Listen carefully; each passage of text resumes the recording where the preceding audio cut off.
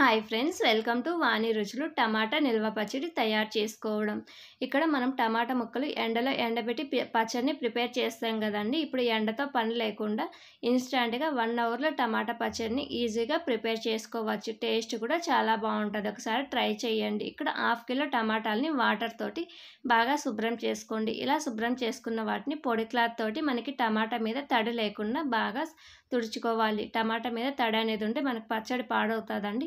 ఇలా అన్ని టమాటాలను కూడా తడి లేకుండా బాగా తుడుచుకోవాలి. ఇలా తుడుచుకున్న వాటిని ఒక ప్లేట్లో పెట్టి ఫ్యాన్ కింద 1 అవర్ ఆరబెట్టాలి.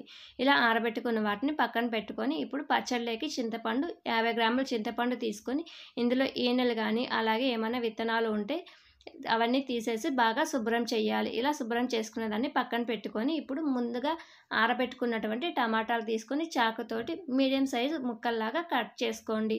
మనం మీడియం సైజు ముక్కల్లా కట్ చేయడం వల్ల మనకి టమాటాలు మగ్గించేటప్పుడు తొందరగా మగ్గుతాయండి. మనం తీసుకున్నటువంటి 1/2 కిలో టమాటాలను కూడా ఇదే విధంగా కట్ చేసుకోవాలి. ఇలా కట్ చేసుకున్న వాటిని స్టవ్ మీద ప్యాన్ పెట్టి ఆయిల్ లేకుండా కట్ చేసుకున్నటువంటి టమాటా ముక్కల్ని అలాగే శుభ్రం చేసి పెట్టుకున్నటువంటి చింతపండును కూడా యాడ్ చేసుకొని టమాటా ముక్కలు చింతపండు కలిసే విధంగా గరిటెతోటి బాగా మిక్స్ చేయండి. ఇలా మిక్స్ చేసిన దాన్ని మూత పెట్టుకొని ఒక 5 మినిట్స్ మీడియం ఫ్లేమ్ మీద ఉడికించుకోవాలి. మధ్య మధ్యలో మూత తీసి కలుపుకుంటూ అడుగు అనేది అంటకుండా ఇలా కలుపుకుంటూ ఉడికించుకోవాలి. మరొకసారి మూత పెట్టుకొని మీడియం ఫ్లేమ్ మీదనే ఒక 2 to 3 మినిట్స్ ఉడికించుకోండి. 3 మినిట్స్ తర్వాత మనకి టమాటాలోని వాటర్ అంతా బయటకు వచ్చి టమాటాలు చింతపండు మెత్తగా అవుతుంది. ఈ స్టేజ్లో ఉన్నప్పుడు మూత పెట్టకుండా గరిటెతోటి బాగా మెత్తగా అయ్యేంత వరకు మగ్గించుకోవాలి. మనకి ఇక్కడ బాగా పండిన టమాటాలు అయితే కనుక పచ్చడి అనేది టేస్ట్ బాగుంటుందండి. అలాగే టమాటాలు గట్టిగా కూడా ఉండాలి. ఈ స్టేజ్లో ఉన్నప్పుడు స్టవ్ ఆపేసి పక్కన పెట్టుకొని ఇప్పుడు పచ్చడిలోకి 1 టీ స్పూన్ మెంతులు,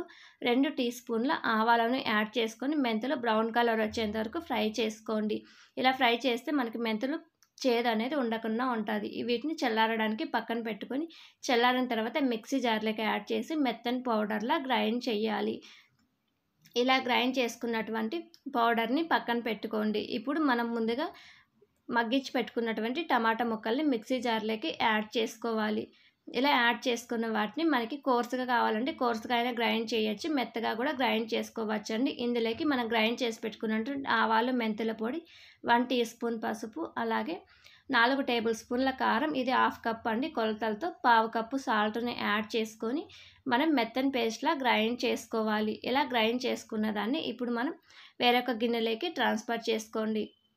మొత్తం పచ్చడిని ఇదే విధంగా ప్రిపేర్ చేసుకోవాలి. ఇక్కడ పోపు కోసం 200 ml పల్లీల ఆయిల్ని యాడ్ చేశానండి. ఇక్కడ మనం నువ్వుల నూనె అయినా కూడా యాడ్ చేసుకోవచ్చు. ఇందులోకి 1 టీ స్పూన్ ఆవాలు, అలాగే 1/2 టీ స్పూన్ జీలకర్ర, అలాగే 1/2 టీ స్పూన్ మినప్పప్పు, 1/2 టీ స్పూన్ శనగపప్పుని యాడ్ చేసి మనకి పోపులన్నీ కూడా గోల్డ్ కలర్ వచ్చేంత వరకు ఇలా ఫ్రై చేసుకోండి. ఇలా ఫ్రై చేసుకున్న దాంట్లోకి 5-6 ఎండుమిర్చి తుంచి యాడ్ చేసి అలాగే కరివేపాకు కొద్దిగా 10 నుంచి 12 వెల్లుల్లిపాయలని యాడ్ చేసుకొని చివర్లో కొద్దిగా ఇంగువని యాడ్ చేసి స్టవ్ ఆపేసి పోపు మొత్తం బాగా మిక్స్ చేయండి. ఇక్కడ పోపు మిక్స్ చేసింది చల్లారిన తర్వాతనే మనం పచ్చళ్ళకి యాడ్ చేసుకోవాలండి. వేడి వేడి ఆయిల్ యాడ్ చేస్తే కనుక పచ్చడి అనేది నల్లగా మారిపోతుంది. ఇలా యాడ్ చేసినటువంటి పోపుని పచ్చడి ఆయిల్ బాగా పీల్చుకునేంత వరకు మిక్స్ చేయాలి. మనం మిక్సీ పట్టినటువంటి పచ్చడి గట్టిగా ఉంటుంది కాబట్టి మనం ఆయిల్ యాడ్ చేసిన తర్వాత పచ్చడి అంతా కూడా ఆయిల్ని పీల్చుకొని మనకి పచ్చడి అనేది బాగా స్మూత్గా తయారవుతుంది. ఒక 2 to 3 మినిట్స్ తర్వాత మనకు పచ్చడి అనేది ఆయిల్ని మొత్తం పీల్చుకొని ఈ విధంగా తయారవుతుంది. ఇలా తయారైన పచ్చడిని ఒక గ్లాస్ జార్లోకి యాడ్ చేసుకొని మనం నిల్వ చేసుకుంటే కనుక 3 months వరకు నిల్వ ఉంటుంది. ఈ వీడియో కనుక నచ్చినట్లయితే లైక్ చేయండి, షేర్ చేయండి, సబ్స్క్రైబ్ చేయండి.